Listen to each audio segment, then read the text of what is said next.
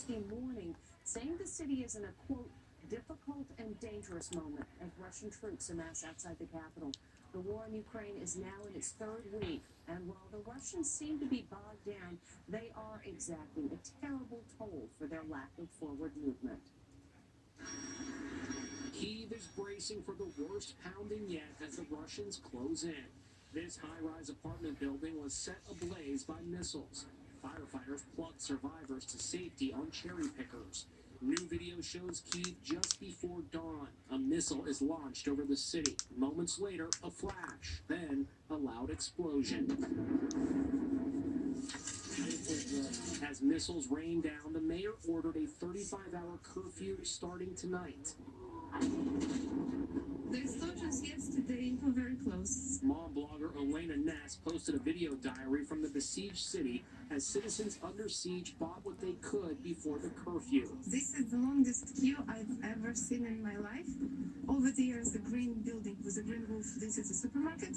She tried to buy her one luxury, coffee, but the shelves are empty. Okay, maybe next time. Ukrainian troops are battling in the suburbs to keep the invaders at bay. A drone took out this Russian tank and suffered the children. This brave 9-year-old girl named Sasha was shot by Russian soldiers and lost her arm. And a veteran Fox News cameraman has been killed outside Kyiv. We've got some very difficult news to share with you now. Fox News cameraman Pierre Shashevsky has died in Ukraine. The 55-year-old cameraman was with reporter Benjamin Hall when the Russians fired on their car. Hall was wounded, and an interpreter, Sasha Kuvshinova, was killed.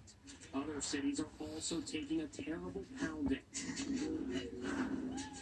The invaders are reportedly using patients and doctors at a Mariupol hospital as human shields. And this group of women, children, and elderly trapped for days in a dingy cellar in the city have issued a heartbreaking plea for help on social media.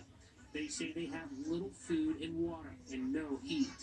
While the capital of Kyiv is being shelled and bombed, the government carries on. The Ukrainian parliament opened an emergency meeting with a patriotic anthem.